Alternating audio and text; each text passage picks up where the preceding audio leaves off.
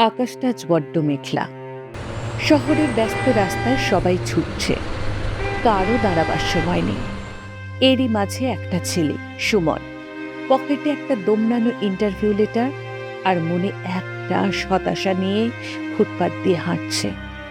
ওর জুতোর তলাটা ক্ষয়ে গেছে, ঠিক যেমন ওর স্বপ্নগুলো। পকেটে মাত্র 10টা টাকা, আর বাড়িতে মায়ের ওষুধের জন্য দরকার 500 টাকার। সুমন একটা ব্রিজের রেলিং ধরে দাঁড়ালো। নিচের কালো জলটার দিকে তাকিয়ে ওর মনে হলো, জীবনটা কি এই জলের মতোই অন্ধকার, নাকি কোথাও একটু আলো আছে। টিনের চাল দেওয়া একটা ছোট ঘর, বর্ষার জল চুঁয়ে চুঁয়ে মেঝেতে পড়ছে। এক কোণে একটা ভাঙা খাটে শুয়ে আছেন সাবিত্রী দেবী। তার কাশির শব্দে ঘরটা কেঁপে উঠছে। সুমন দরজা ঠেলে ভেতরে ঢুকল। ওর মুখ দেখেই বোঝা যাচ্ছে আজও কোনো ভালো খবর নেই।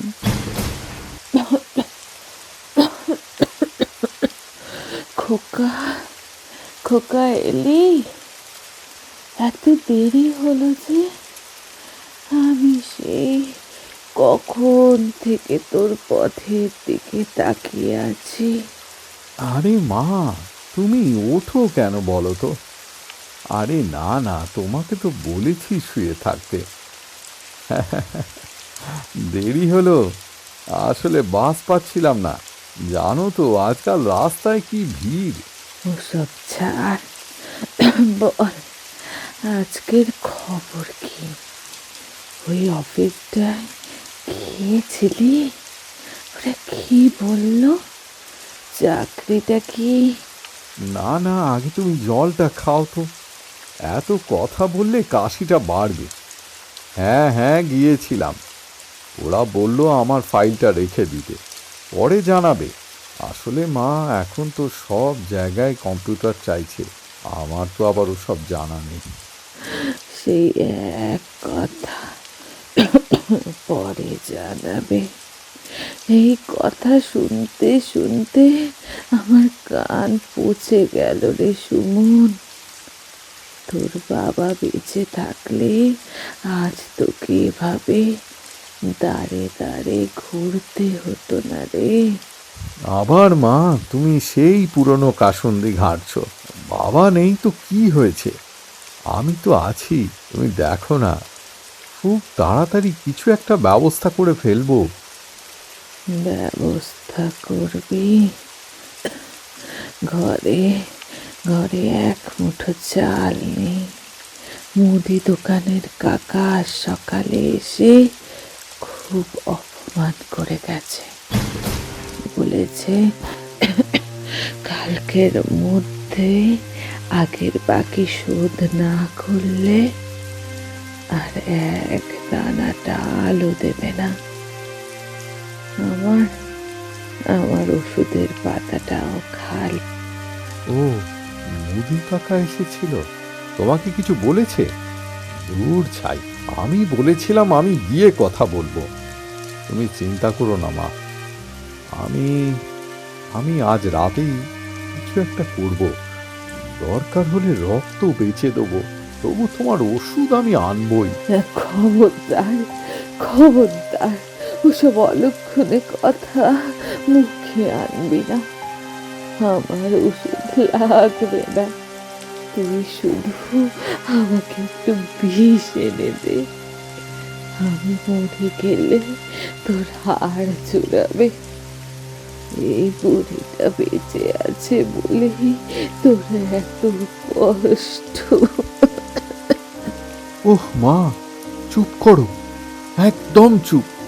আমি যতক্ষণ বেঁচে আছি তোমার কিচ্ছু হতে দেব না। তুমি শুয়ে থাকো। আ- আ- আ- আমি আমি একটু বেরোচ্ছি। একটা বন্ধু বলেছিল আজ সন্ধ্যায় দেখা করতে।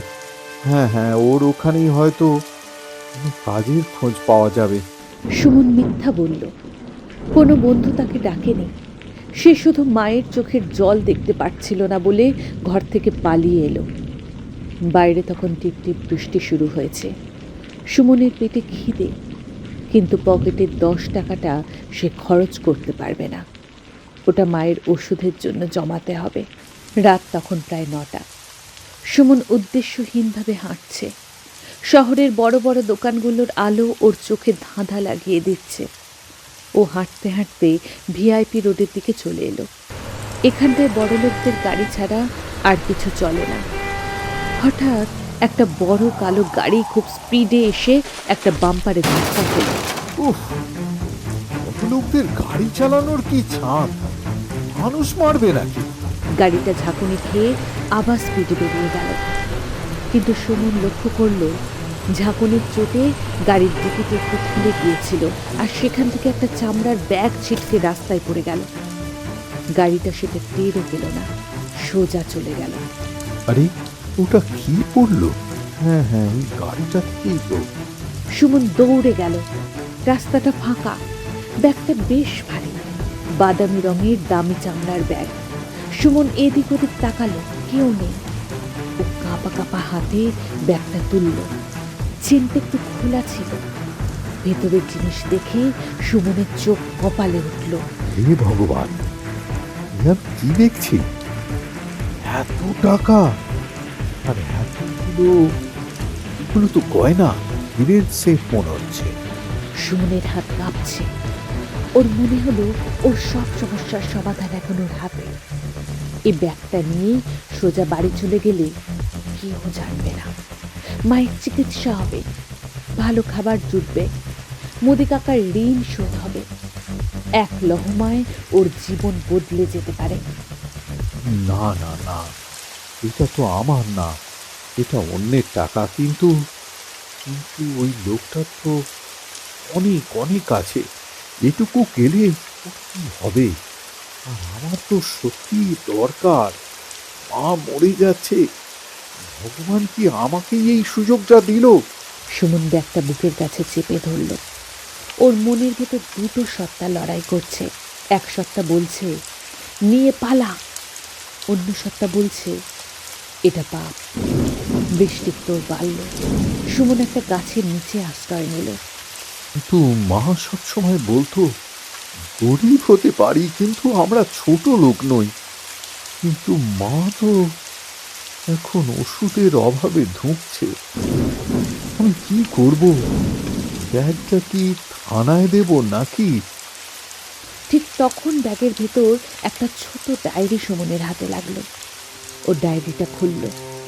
প্রথম পাতায় একটা বাচ্চার ছবি, আর নিচে লেখা আমার মেয়ে মিনির অপারেশনের জন্য শেষ সম্বল।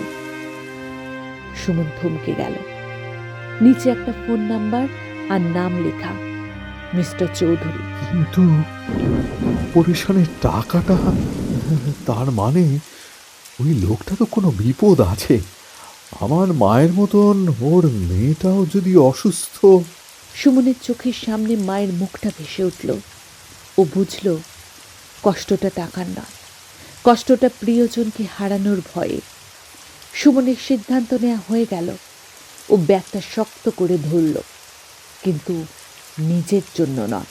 সুমন ভিজে কাক হয়ে পাড়ার মোড়ে রতনের চায়ের দোকানের সামনে এসে দাঁড়ালো। রতন তখন দোকানে ঝাঁপ ফেলার জোগাড় করছে। সুমনকে ওভাবে ব্যাগ হাতে দাঁড়িয়ে থাকতে দেখে রতন ভ্রু কুঁচকে তাকালো। কে রে সুমন, এত রাতে এই বৃষ্টিতে ভিজছিস কেন? আর হাতে ওটা কি রে? বেশ চকচক করছে মনে হচ্ছে। কোনো বড় দান মারলি নাকি? না না না না, এটা ঠিক হচ্ছে না। না না না রতনদা, ও কিছু নয়। একটা দরকারি কাজে বেরিয়েছিলাম। আচ্ছা, তুমি কি চৌধুরী ভিলা চেনো?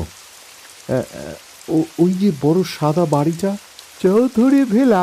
ওই রাগী ব্যবসায়ী মিস্টার চৌধুরীর বাড়ি? চিনি তো। কেন, ওখানে তোর কি কাজ? তুই কি আজকাল ডেলিভারি বয়ের কাজ করছিস না? না দাদা, কাজ না, একটু দরকার আছে, ওনার সাথে দেখা করতে হবে। এখন এত রাতে? পাগল নাকি? ওই লোক তো বাঘের মতো, গরিব মানুষ দেখলেই তেড়ে আসে। আর তোর এই অবস্থা, হেরা জামা, ভেজা শরীর, তোকে তো গেট দিয়ে ঢুকতেই দেবে না রে। দারোয়ান ঘাড় ধাক্কা দিয়ে বের করে দেবে। খুব জরুরি রতনদা, আমাকে যেতেই হবে। কোন দিক দিয়ে যাব? হ্যাঁ, কোন দিক দিয়ে যাব একটু বলে দাও না গো। ব্যাপারটা সুবিধার মনে হচ্ছে না। ওর হাতে ওই ব্যাগটা তো তোর মনে হচ্ছে না রাস্তা থেকে কুড়িয়ে পেলি নাকি? নাকি অন্য কোনো কেস? দেখ ভাই, আমি ঝামেলায় নেই। সোজা রাস্তা দিয়ে গিয়ে ডান দিকে বড় গেট, রাম আর গিয়ে। ধন্যবাদ ধন্যবাদ দাদা, ধন্যবাদ। সুমন চলে গেল। রতন দোকানের ঝাঁপ বন্ধ করতে করতে বিড়বিড় করতে লাগলো। এই ছেলের মতি গতি ভালো ঠেকছে না। এতদিন বেকার ছিল, আজ হঠাৎ হাতে দামি ব্যাগ আর যাচ্ছে কিনা চৌধুরী ভিলা। সেই কোনো গন্ডগোল আছে। কাল সকালে পাড়ায় খবরটা নিতে হবে। বেকার মানুষের হাতে হঠাৎ টাকা দেখলে সন্দেহ তো হবেই। সুমন যখন চৌধুরী ভিড়া পৌঁছালো তখন রাত 10টা। গেটে বিশাল বড় তালা। একজন দারোয়ান বন্দুক হাতে বসে আছে। দাদা, ও দাদা, একটু শুনবেন? কে রে, এত রাতে এখানে কি চাস? বিকিরি টিকিরি হলো মাফ কর, খুচরো নেই, ভাগ এখান থেকে। আমি ভিখারি নই দাদা। আমি মিস্টার চৌধুরীর সাথে একটু দেখা করতে চাই। হ্যাঁ হ্যাঁ, খুবই জরুরি, খুবই জরুরি। আরে যা যা, মিস্টার চৌধুরী এখন টেনশনে আছেন। ওনার একটা ইম্পর্টেন্ট জিনিস হারিয়েছে। এখন কারোর সাথে দেখা করবেন না, আর তোর মতন লোকের সাথে তো ওনার দেখা করার প্রশ্নই আসে না। আসলে আমি ওর একটা হারানো জিনিসের ব্যাপারে এসেছি। দয়া করে একটু খবর দিন। বলুন না, বলুন না, সুমন এসেছে। কি বললি? হারানো জিনিস? দাঁড়া, পালাবি না কিন্তু। দারোয়ান ইন্টারকমে ফোন করলো। কিছুক্ষণ পর মেইন গেটটা খুলে গেল। দারোয়ান সুমনকে কড়া নজরে দেখতে দেখতে ভেতরে নিয়ে গেল। রাজপ্রাসাদের মতো ঘর। সোফায় বসে আছেন মিস্টার চৌধুরী। তিনি রাগে গটগট করে হাঁটছেন। তার স্ত্রী পাশে বসে কাঁদছেন। সুমনকে ভেতরে ঢোকানো হলো। সুমন ভয়ে ভয়ে দরজার কাছে দাঁড়ালো। ওর ভেজা জামা থেকে জল গড়িয়ে দামি কার্পেটে পড়ছে। এই ছেলেটাই ওই দারোয়ান বলল তুমি নাকি আমার হারানো জিনিসের ব্যাপারে জানো। কি জানো? কি জানো তুমি? জলদি বলো, জলদি বলো, আমার মাথা গরম হয়ে আছে। স্যার, আমি আসলে এই ব্যাগটা দিতে এসেছি। রাস্তায় আমার ব্যাগ? এটাই তো। মিস্টার চৌধুরী পাগলের মতো টাকা গুনছেন। সুমন চুপচাপ দাঁড়িয়ে আছে। ওর মনে হচ্ছে এবার হয়তো একটা ধন্যবাদ পাবেন। কিন্তু হঠাৎ মিস্টার চৌধুরী থেমে গেলেন এবং সুমনের দিকে হিংস্র বাঘের মতো তাকালেন। এই, এখানে তো সব টাকা আছে মনে হচ্ছে,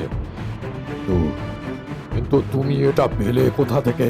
আসলে স্যার, আপনার গাড়িটা যখন মোড়ের মাথায় বাম্পারে ধাক্কা খেলো, ঠিক তখনই ডিকি থেকে পড়ে গিয়েছিল। হ্যাঁ, আমি কুড়িয়ে পেয়েছি। উড়িয়ে পেয়েছো নাকি চুরি করেছো? আমার গাড়ি লক করা ছিল, কি এমনি এমনি খুলবে কেন? সেই তুমি বা তোমার কোনো সাঙ্গপাঙ্গ আমার গাড়ি ফলো করছিলে, যোগ বুঝে মাল সরিয়েছো। এখন ধরা পড়ার ভয়ে ভালো মানুষ সেজে ফেরত দিতে এসেছো, যাতে কিছু বকশিস পাও, তাই তো? হ্যাঁ, কি বলছেন স্যার? আমি চুরি করব কেন? চুরি করলে তো আমি এটা নিয়ে পালিয়ে যেতাম, এখানে ফেরত দিতে আসতাম না। আমার মা অসুস্থ, আমার টাকার খুব দরকার ছিল, এটা ঠিকই। তবু আমি। চুপ, একদম চুপ। আবার বড় বড় কথা। টাকার দরকার ছিল নিজের মুখেই তো স্বীকার করলে। তোমাদের মতন ছোট লোকদের আমি চিনি, অভাবে স্বভাব নষ্ট। নিশ্চয়ই এর মধ্যে কিছু টাকা সরিয়েছ। দাঁড়াও, আমি পুলিশ ডাকছি। পুলিশি ডান্ডা পড়লে না সব সত্যি বেরিয়ে আসবে।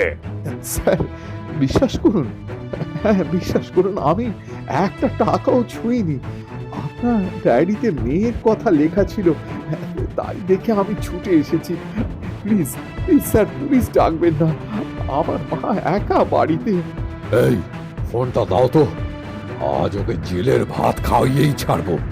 সততা দেখাচ্ছে আমার কাছে। মিস্টার চৌধুরী পুলিশে ফোন করলেন। সুমন পাথরের মতো দাঁড়িয়ে রইল। ওর মনে হলো সততার এই পুরস্কার। মা ঠিকই বলতো, গরিবের ভালো হতে নেই। পৃথিবীটা বড় নিষ্ঠুর। কিছুক্ষণ পরেই সাইরেনের শব্দ শোনা গেল। ইন্সপেক্টর বোস ঘরে ঢুকলেন। তিনি সব শুনলেন। মিস্টার চৌধুরী এক নাগারে সুমনের বিরুদ্ধে বলে যাচ্ছেন। ইন্সপেক্টর বোস সুমনের দিকে তাকালেন। ছেলেটা কাঁপছে, কিন্তু ওর চোখে চুরির ভয় নেই, আছে অপমানের কষ্ট। মিস্টার চৌধুরী, আপনি কি বলছেন সব টাকা ঠিক আছে? আমার তো মনে হচ্ছে, কিন্তু আমার সন্দেহ ও ডুপ্লিকেট চাবি দিয়ে খোলার চেষ্টা করেছিল, বা হয়তো কিছু গয়না বদলে দিয়েছে। আপনি ওকে অ্যারেস্ট করুন, ও একটা চোর। এই, তোমার কি কিছু বলার আছে? স্যার, আমি চোর নই স্যার, আমি চোর নই। আমি শুধু ব্যাগটা ফেরত দিতে এসেছিলাম। আমার মা মৃত্যুর সঙ্গে লড়ছে স্যার, আমার মা। আমি চাইলে এই টাকা নিয়ে মায়ের চিকিৎসা করাতে পারতাম, কিন্তু আমি ভাবলাম ওনার মেয়ের হয়তো বিপদ। তাই তাই থামো, আমার মেয়ের দোহাই দেবে না। হঠাৎ সুমনের চোখে পড়ল মিস্টার চৌধুরীর টেবিলের ওপর রাখা একটা ফাইলের দিকে। ব্যাগ থেকে বের করার সময় ফাইলটা উল্টে গিয়েছিল। স্যার, স্যার একটা কথা, শুধু একটা কথা বলবো। ব্যাগের ভেতর চেনটার পাশে একটা ছোট পকেট ছিল।